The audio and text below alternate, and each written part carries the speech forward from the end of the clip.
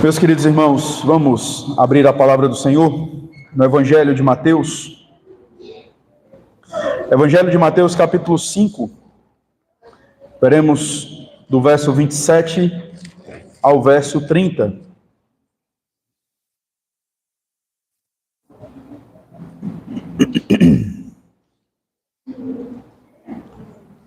Mateus, capítulo 5, do verso 27 ao verso de número 30.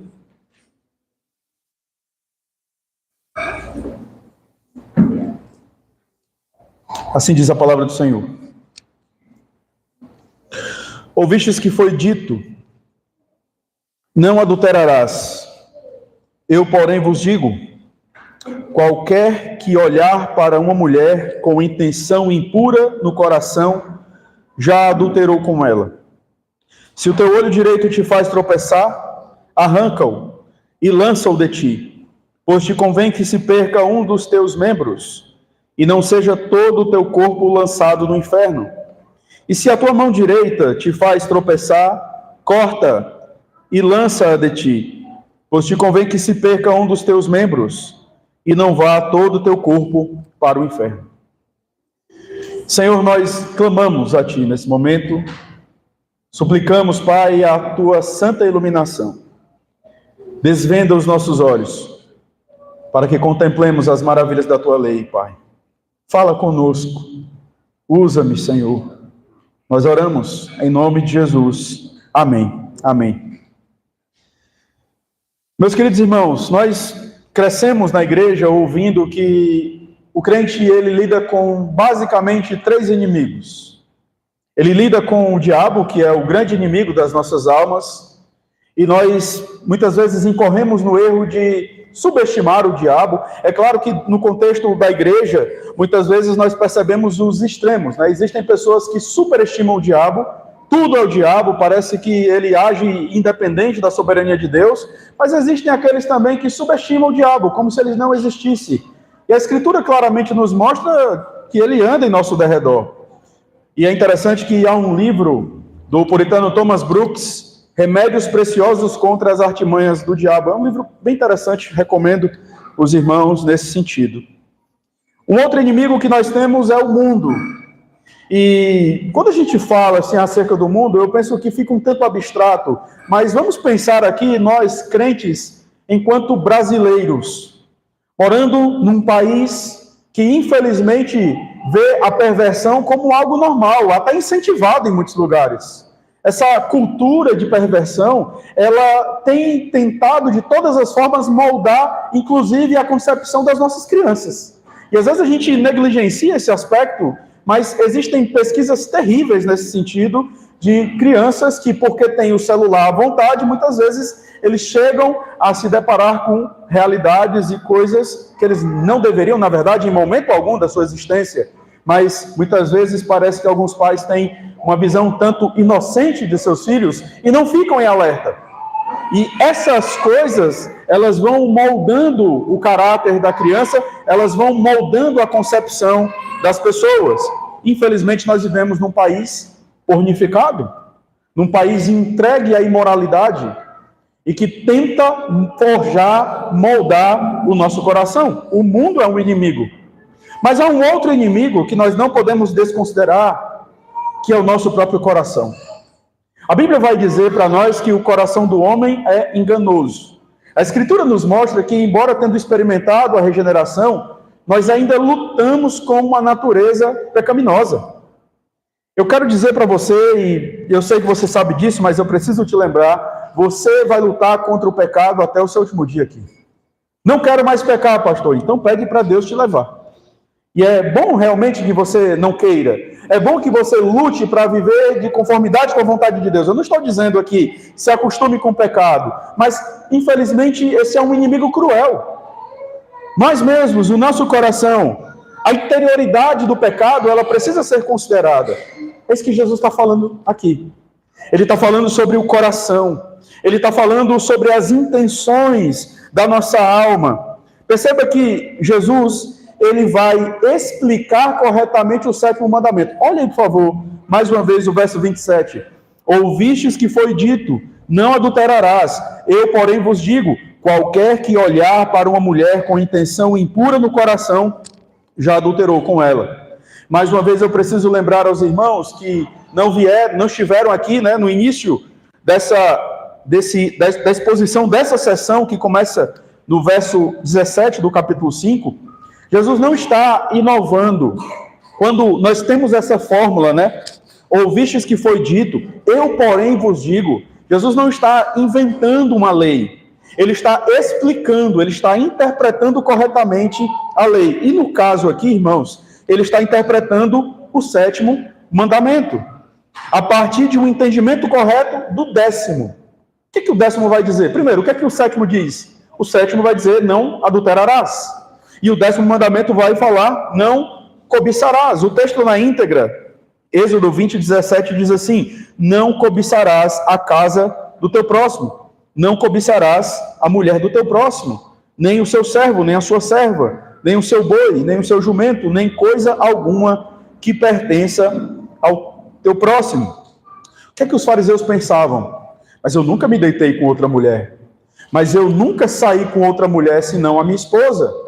E o que Jesus está mostrando aqui, irmãos, é a interioridade, é a natureza do nosso coração, que é uma natureza pecaminosa. O que ele vai nos mostrar é que antes da materialização do adultério, se o indivíduo ele cobiça uma mulher, ele já adulterou com ela.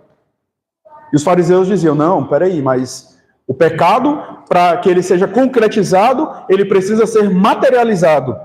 E Jesus está dizendo, como nos falou no domingo passado, se você odeia o seu irmão, você já matou o seu irmão. Se você olha para uma mulher com cobiça, você já adulterou com ela. Porque alguém poderia dizer, olhando os 9 primeiros mandamentos, né, os 9 mandamentos, do 1º ao 9, mas eu nunca pequei nisso, eu nunca troquei o Senhor por outros deuses, mas eu nunca adorei a Deus de uma forma errada, mas eu nunca usei o nome de Deus em vão, mas eu nunca deixei de guardar o dia do Senhor, enfim, ele vai falando uma série de coisas. Jesus finaliza os mandamentos, nos levando no 10º mandamento a entender o aspecto relativo ao coração. Antes de quebrar qualquer mandamento, o primeiro mandamento que é quebrado é o 10º. Porque o 10º mandamento, ele fala de contentamento. Quando ele diz não cobice, em outras palavras, ele está dizendo, seja contente. Seja contente com tudo aquilo que eu tenho dado para vocês. Jesus está nos mostrando, irmãos, exatamente essa triste realidade do pecado. Nós precisamos considerar, olhar para os nossos corações. E eu quero te chamar a considerar algumas coisas. Primeiro, considere a interioridade do pecado. Mais uma vez, olha o verso 27 e o verso 28. Ouvistes que foi dito, não adulterarás. Eu, porém, vos digo, qualquer que olhar para uma mulher com intenção impura no coração, já adulterou com ela. Havia um grupo entre os fariseus que eles defendiam que os fariseus não podiam falar com as mulheres, pelo menos não em público. Eles deveriam evitar as mulheres, porque eles entendiam que as mulheres, elas eram distrações para uma vida piedosa. Então eles diziam algo mais ou menos assim, não converse muito com uma mulher, todo aquele que conversa com uma mulher atrai desgraça para si, e no fim das contas herdará o inferno. Por isso, evite falar com uma mulher na rua, ainda que seja sua esposa. Olha o absurdo que ele chegava. Ainda que fosse a esposa, ainda que fosse a filha, ainda que fosse a irmã, pois nem todos sabem da relação de parentesco que você tem com elas. Então eles andavam nas ruas com os olhos semicerrados. Sabe quando a pessoa anda assim? Eles eram tão legalistas e eles eram tão preocupados em que as pessoas os vissem como pessoas piedosas, que eles mudavam até o seu comportamento, com o fim de serem admirados pelos homens. Mas ao passo que eles não falavam publicamente com as mulheres, eles olhavam com intenções impuras. E Jesus está condenando exatamente isso. E mostrando, meus queridos irmãos, que o problema é óbvio. Há situações que nós precisamos ter total cautela, total sabedoria, bom senso. Mas o que Jesus está nos mostrando, em linhas gerais, é que o problema não é falar com a mulher em si, mas é falar com motivações erradas, é olhar com motivações impuras, desejos ilícitos. Todo pecado. Antes de ser concretizado materialmente, ele é concretizado interiormente em nossos corações. O que Jesus está mostrando aqui é que, embora não materializado, embora não tenha uma repercussão social tão forte, diante de Deus isso é pecado. E nós precisamos atentar para isso, para as razões do nosso coração, para os motivos da nossa alma. Martin Lloyd Jones, ele diz: o que conta, portanto, não são apenas os feitos de uma pessoa, mas os seus desejos. Não somente não devemos cometer, mas nem ao menos devemos cobiçar. O pecado não é tanto que eu faça alguma coisa, mas é aquilo que me impulsiona a fazê-lo, é aquilo que me desperta a vontade de fazê-lo. Isso, meus queridos irmãos, isso é importante. Os fariseus, eles se viam como cumpridores da lei, porque eles pensavam: eu não materializei, eu não fiz nada, o meu comportamento continua o mesmo, embora os meus olhos olhem aquilo que eu não deveria olhar, embora o meu coração deseje aquilo que eu não deveria desejar, eu estou tranquilo diante de Deus, eu não pequei. E Jesus está dizendo: eu vejo o coração. Deus vê o coração. E o que ele requer de nós aqui, meus queridos irmãos, quando ele diz não adultere, em outras palavras, seja fiel. Nós aprendemos aqui nos 10 mandamentos que temos pregado pela manhã, é que todo mandamento que tem uma conotação negativa, no sentido de não adulterarás, não matarás, tem também um aspecto positivo. Então, se Deus está dizendo não adultere, qual é o lado positivo? Seja fiel. Cumpra os seus votos. Cumpra com aquilo que você prometeu. Mas, acima de tudo, entenda, a nossa fidelidade, ela não que não devemos fidelidade ao nosso cônjuge, não é isso. Mas é que se nós não entendermos que a nossa fidelidade suprema, ela é devida ao Senhor, se nós não entendermos isso, nós não seremos fiéis ao nosso cônjuge. Sabe aquela história, jantar de casais, momento dos bilhetinhos de amor, aí chega lá um bilhetinho: olha, você é a razão da minha existência, sem você eu não sei viver. Eu já vi bilhetes com esse tom, assim, eu fico preocupado com isso. Eu fico me perguntando: rapaz, e Deus, onde é que está nessa história, né? Como assim? Veja, pode parecer uma coisa inocente, mas reflete o nosso coração. É claro, meus irmãos, há muitas maneiras de sermos românticos num bilhete. Eu não preciso simplesmente declarar publicamente que o meu cônjuge é o meu Deus. Isso não existe. O meu Deus é quem dá sentido ao meu casamento. E a partir do momento que a minha esposa me amar mais do que a Deus, o nosso casamento vai estar em perigo. Eu devo amar a Deus mais do que a minha esposa. Eu devo ser fiel ao Senhor mais do que a minha esposa. Não, veja, deixa eu corrigir. Eu devo ser fiel supremamente a Deus. E aí eu serei fiel à minha esposa. E aí eu poderei sim cumprir com os meus votos. Todo pecado contra o próximo é também um pecado contra Deus. E nós precisamos, então, tomar cuidado com isso. Deus requer pureza de coração. Deus requer pureza nas nossas intenções. Intenções, é isso que o texto vai nos mostrar. Deus quer que os seus sentimentos, que os seus comportamentos, eles sejam santos, modelados pelo nosso Deus. Todos os nossos pensamentos, todas as nossas afeições, todas as nossas palavras devem corresponder a essa realidade que nós vivemos hoje em Cristo Jesus. Deus quer que você seja vigilante. O texto de Jó, verso 31, capítulo 31, verso 1, diz assim: fiz aliança com os meus olhos, como, pois, os fixaria numa donzela? Em outras palavras, fiz aliança com os meus olhos, como eu cobiçaria uma mulher. Aprendemos aqui que nós devemos tratar o pecado interiormente. E como é que nós devemos fazer isso? Devemos entender algumas coisas. O ato de adultério é produto daquilo que está em nosso coração. É muito comum, às vezes, nos depararmos com a seguinte justificativa: mas pastor, eu amo a minha esposa, eu amo a minha mulher, foi uma situação assim, totalmente irracional, pontual. Não, irmãos. Todo pecado, antes de ser materializado, ele é fomentado nos nossos corações. Veja que Jesus está mostrando isso. Mateus 15, 19. Porque do coração procedem os maus desígnios, homicídios, adultérios, prostituição, furtos, falsos testemunhos e blasfêmias. Nós precisamos pedir a Deus que nos dê um coração puro. Nós precisamos pedir a Deus que nos dê um coração disposto a obedecer. Porque, meus queridos irmãos, você precisa considerar o fato de que você não é bom o suficiente, você não consegue bancar a sua caminhada. Você precisa do Senhor Deus. E quanto mais cientes nós formos da nossa condição, mais dependentes nós seremos de Deus. Sabe qual é o grande problema? São pessoas que acham que são boas demais. São pessoas que acham que conseguem bancar a sua caminhada. Nós dependemos de Cristo. Nós precisamos do Senhor. Porque o pecado está dentro de nós. O potencial está dentro de nós. Eu não estou dizendo aqui que eu estou pregando para adúlteros, mas o que eu estou dizendo claramente é que todos nós temos o potencial de trair o nosso cônjuge. A menos que a mão soberana de Deus não esteja estendida sobre nós, nós poderemos cair, irmãos. O que Paulo vai dizer? Aquele que está de pé, cuide para que não caia.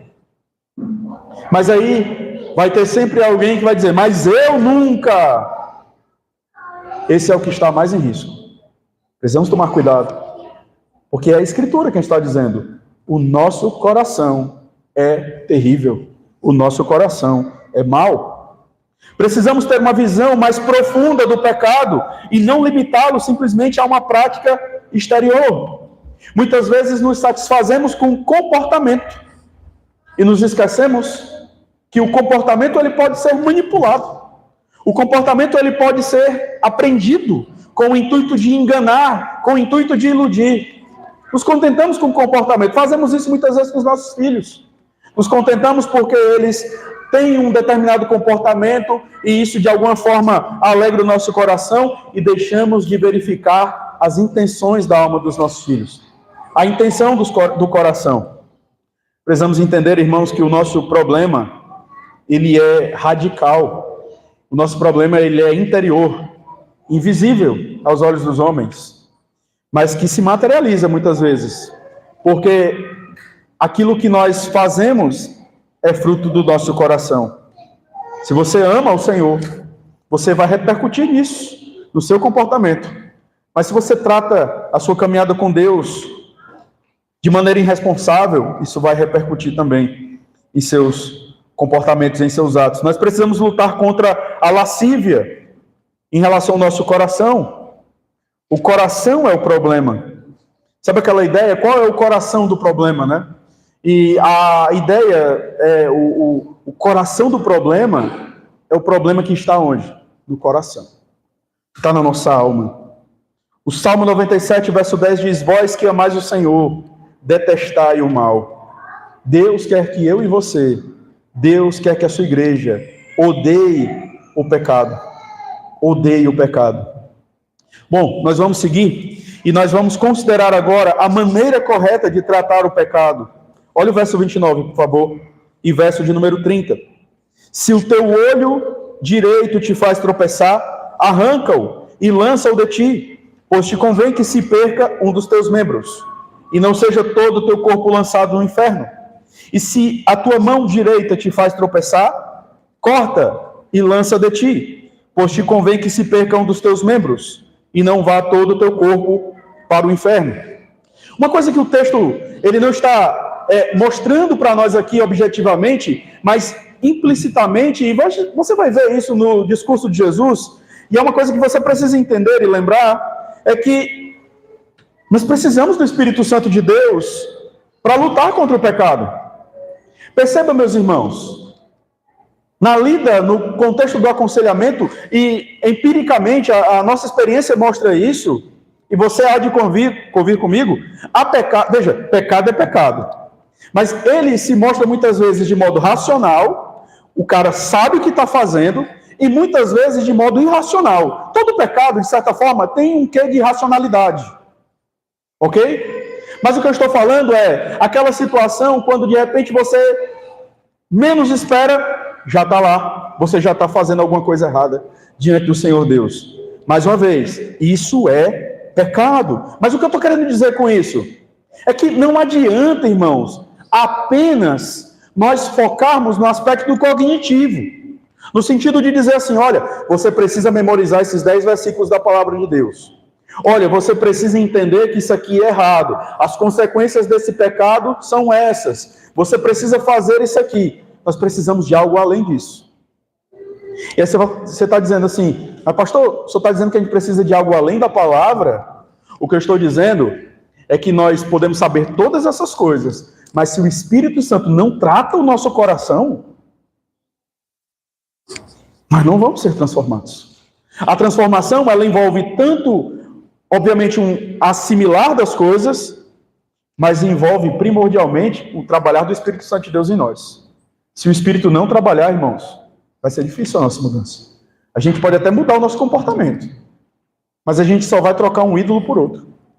E a gente precisa entender a necessidade do trabalhar do Espírito Santo de Deus em nós. É isso que a palavra de Deus fala, né? Em Romanos 8,13, João 16,13, Jesus fala da necessidade do Espírito nos conduzindo a toda a verdade. Então, nós olhamos mais uma vez para o verso 29 e 30, e nós percebemos aqui que nós precisamos tratar o pecado também exteriormente. Nós falamos até aqui sobre uma tratativa do coração, mas ele precisa ser tratado também exteriormente, comportamentalmente, circunstancialmente, no contexto da situação da nossa vida. Jesus, então, ele vai falar aqui de amputação. Ele vai falar sobre arranca, se o teu olho direito te faz tropeçar, olha só, arranca-o de ti, pois te convém que se perca um dos teus membros e não seja todo o teu corpo lançado no inferno. Se a tua mão direita te faz tropeçar, corta e lança de ti, pois te convém que se perca um dos teus membros e não vá todo o teu corpo para o inferno. É claro, meus queridos irmãos, que Jesus não está dizendo que literalmente você tem que ficar cego de um olho e ficar sem uma das suas mãos. Se ele assim falasse, eu sei que vocês sabem disso, mas é importante só lembrar, especialmente para as nossas crianças, que muitas vezes tendem a ver as coisas um tanto literalmente. O pecado está no nosso coração, então se você arranca o olho direito, o seu olho esquerdo vai levar você também da mesma forma, a mão esquerda também vai levar você a pecar da mesma forma. Mas por que Jesus ele fala do olho direito, da mão direita? Porque naquela época existia uma convicção popular de que eram as partes mais importantes do corpo. Então ele se apropria de uma crença popular para dizer, olha, você precisa arrancar isso. E nessa ilustração, Jesus, o que ele está nos mostrando é que coisas, situações e pessoas devem ser extirpadas da nossa vida, devem ser arrancadas da nossa vida. Tudo aquilo que te leva a pecar deve ser retirado da sua vida. Em outras palavras, é isso que Jesus está dizendo. Tudo aquilo que te leva a pecar. Veja o que ele diz. Olha o verso 29. Lança-o de ti. Olha o verso 30. Lança-o de ti. A ideia, esse verbo, ele era usado para alguém que jogava algo longe, sem saber onde isso estava.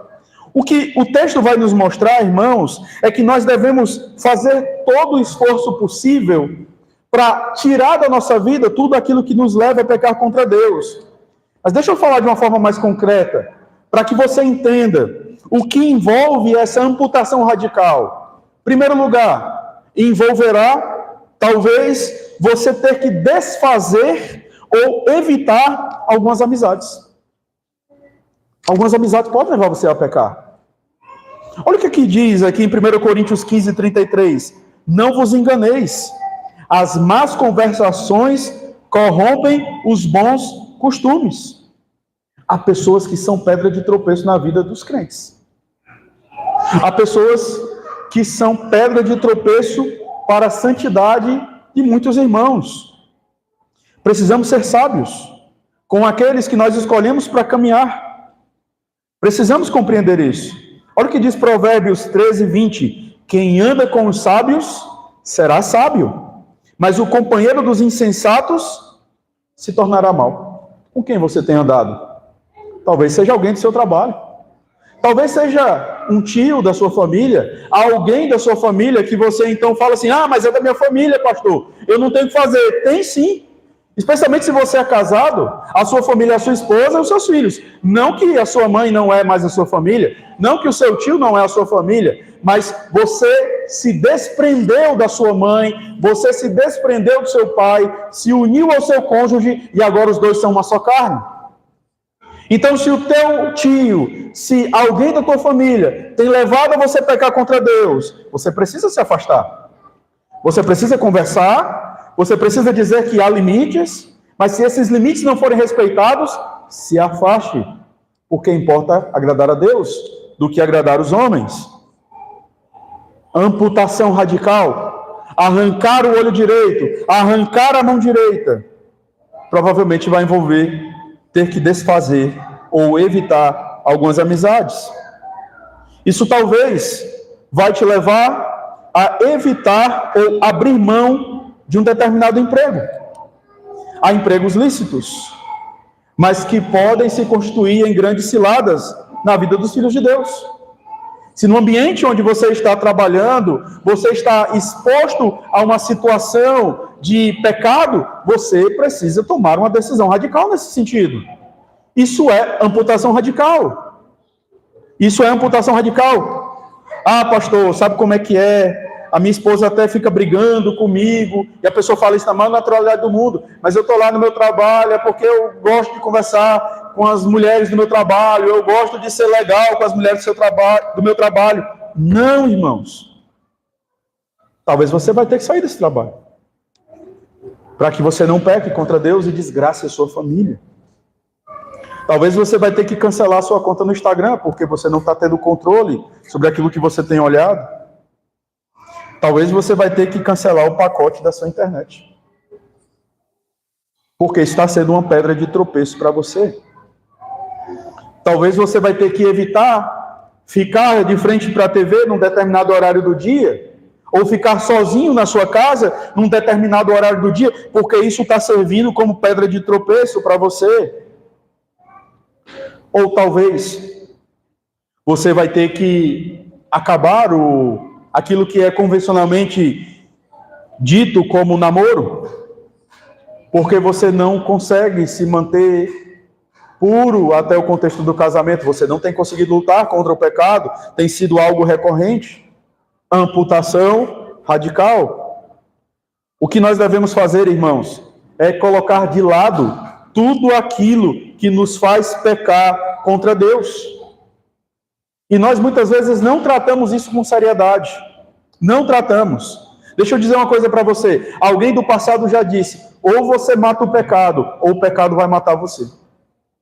Ou você luta seriamente contra o pecado, ou o pecado vai levar você a uma condição de degradação. Ele vai destruir a sua vida. O pecado nunca fica só com você. Ele vai repercutir no teu casamento, ele vai repercutir na tua relação com os teus filhos, ele vai destruir a tua casa. Precisamos lembrar disso. Quando Jonas ele foge da presença do Senhor, não é só Jonas quem sofre, mas todos aqueles que estavam no barco com ele. Quando Acã se apropria de algo que não pertence a ele, não é só ele quem sofre, toda a família dele sofre também. O nosso pecado, ele sempre vai repercutir naqueles que estão próximos a nós. Por isso, abandone o pecado.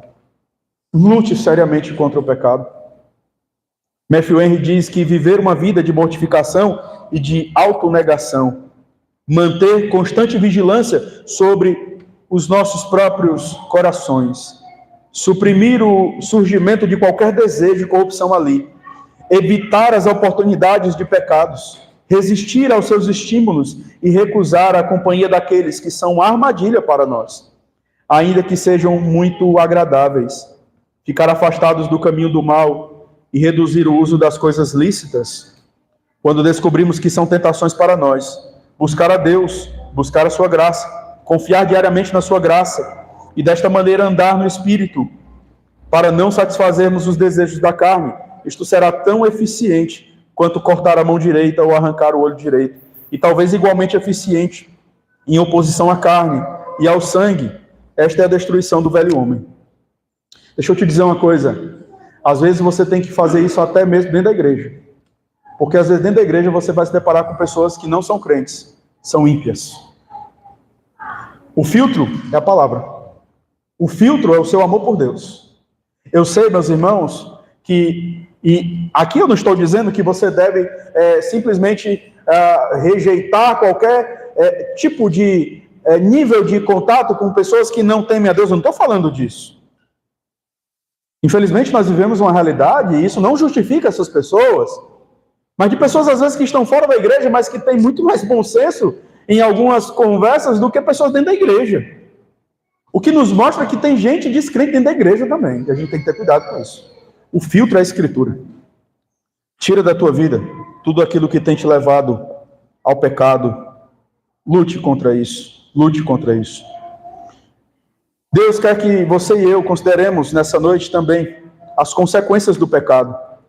Olha aí, mais uma vez, o verso 29. A parte B do verso 29.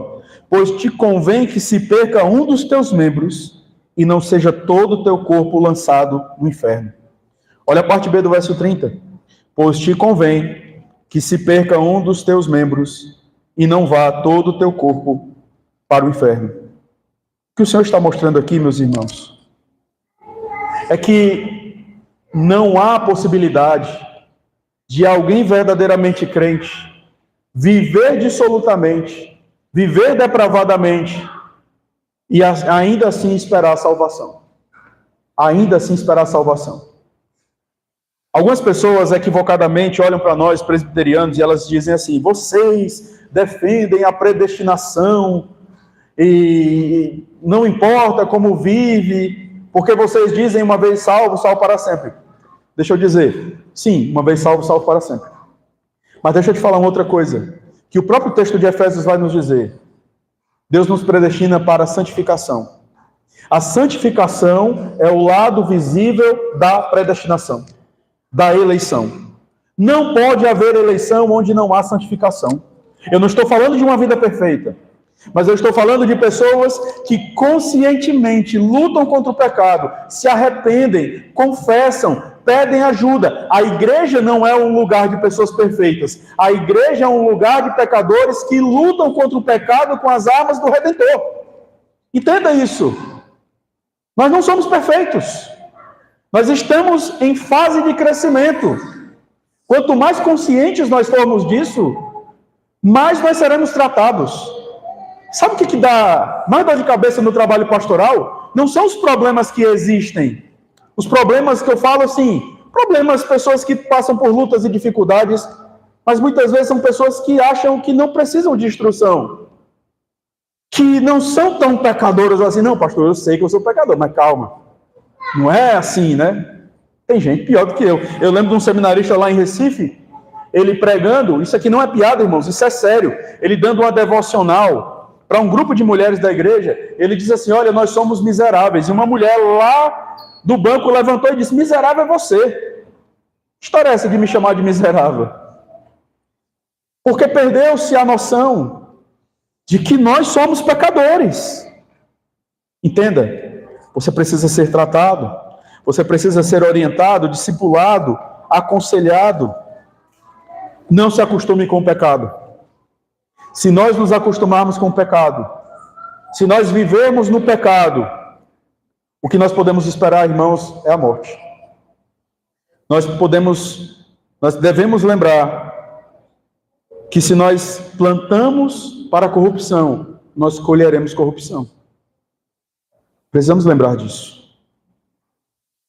Romanos 6:23, porque o salário do pecado é a morte, mas o dom gratuito de Deus é a vida eterna em Cristo Jesus, nosso Senhor.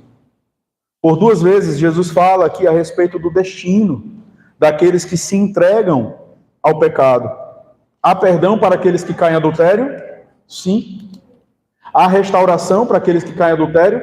Sim. Mas aqueles que vivem no adultério, aqueles que vivem se lambuzando com o pecado, eles mostram com isso que nunca foram regenerados, que nunca foram alcançados. Tiago capítulo 1, versículo 15 diz: então a cobiça, depois de haver concebido, dá à luz o pecado, e o pecado, uma vez consumado, gera a morte. Você precisa considerar isso também.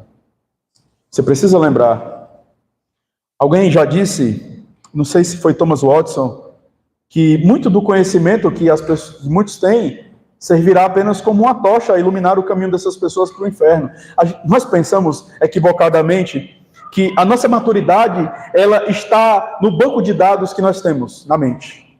Ah, mas eu sei disso. Ah, mas eu conheço. E é importante nós conhecermos a nossa doutrina, tá? Importantíssimo. É importantíssimo nós termos conhecimento da nossa história, da nossa confessionalidade, acima de tudo das Escrituras. Textos memorizados, isso é muito importante. Mas entenda, a maturidade não necessariamente ela está vinculada à sua capacidade cognitiva de entender e articular as coisas. Mas ela está no quanto nós tememos ao Senhor com aquilo que nós sabemos. O quanto nós nos dobramos diante de Deus com aquilo que nós sabemos. Nesse sentido, irmãos, muitas vezes um adolescente ele pode ser muito mais sábio do que um homem de 40 anos, do que uma pessoa de 60 anos. É isso que o Salmo 119, versículo 100 diz, não é? Sou mais prudente do que os idosos, porque observo os teus preceitos. Então, temor ao Senhor. Você teme a Deus? Você teme pecar contra Deus? Você considera este fato? Você precisa se arrepender diante de Deus, então faça isso. Martin Lloyd Jones, mais uma vez, ele diz: ponha em primeiro plano a sua alma e seu destino eterno, antes de qualquer outra consideração. Isso pode significar que você não virá a ser promovido em seu emprego, ou que você não obterá tanto sucesso como outras pessoas obtêm. Entretanto, que aproveitará o homem se ganhar o mundo inteiro e perder a sua alma? Esse é o cálculo que precisa ser efetuado. Pois te convém que se perca um dos teus membros e não vá todo o teu corpo para o inferno. Você precisa lembrar que você é um peregrino. O teu trabalho, a circunstância em que você está, tem levado você a pecar? Mude isso. E se for o caso, mude radicalmente isso. O evangelho que nós abraçamos, irmãos, é um evangelho radical. É um evangelho radical. Obrigado. Considere isso. Eu quero, caminhando aqui, nos lembrar que nós precisamos, irmãos, considerar aquilo que Cristo fez em relação ao pecado.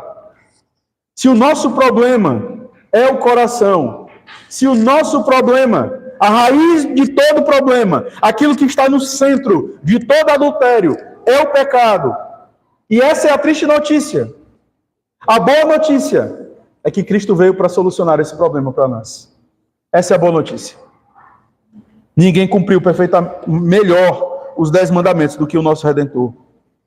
Lloyd Jones chega a dizer: agradeço a Deus, porque disponho de um evangelho que me fala de outrem, de alguém que é imaculado, puro e perfeitamente santo, que levou sobre si mesmo o meu pecado e a minha culpa. Fui lavado em seu precioso sangue, e ele me concebeu a sua própria natureza divina. Quando percebi que precisava de um novo coração, graças a Deus também descobri que ele veio a fim de outorgar-me esse novo coração, e ele realmente me outorgou. Cristo veio, meus queridos irmãos, para nos dar um novo coração, para mudar a nossa vida. Você pode lutar contra a lascívia. Você pode lutar contra desejos sexuais desordenados, porque você tem um Deus que te lembra nessa noite que Ele se importa com isso. E Ele vai cuidar de nós como seus filhos, nos levando a fazer a sua vontade. Essa é a vontade de Deus, a nossa santificação. E aquilo que é vontade de Deus, Ele, como um bondoso Pai, nos dá todas as condições para cumprirmos a sua vontade. Eu sei que é a sua vontade que o seu filho estude. Eu sei que é a sua vontade que o seu filho se alimente bem. Eu sei que é a sua vontade que o seu filho cumpra alguns deveres. E o que é que você, que é pecador, faz? Você dá todas as condições para que o seu filho faça aquilo que você requer dele. Muito mais o nosso Deus. Perfeito. Um Pai bondoso. Ele vai nos dar tudo aquilo que nós precisamos para fazer a sua vontade. Que Deus nos abençoe, meus queridos, e que Deus nos ajude a vivermos em santidade para a sua glória. Feche seus olhos, vamos orar mais uma vez. Santíssimo Deus, Pai eterno, nós te damos graças, Pai, pelo privilégio de sermos instruídos pelo Senhor. Abençoa, Pai, as nossas famílias. Livra, Deus, as nossas crianças. Abençoa, Pai, e santifica os leitos matrimoniais. Abençoa e santifica, Deus, o jovem solteiro, o adolescente, todo o teu povo aqui reunido, Pai. Nós vivemos numa sociedade corrupta, o nosso coração é enganoso. Que o teu Santo Espírito esteja trabalhando, Pai, em nossas almas, nos fazendo a cada dia mais desejar o Senhor. Que diante de uma situação difícil, que o teu povo vem enfrentar, que o amor por ti, Deus, supere todas as coisas. Que o desejo de te agradar, de te louvar e de fazer a tua vontade, venha esmagar desejos maus da nossa alma, Deus. Nós assim oramos, Pai, em nome de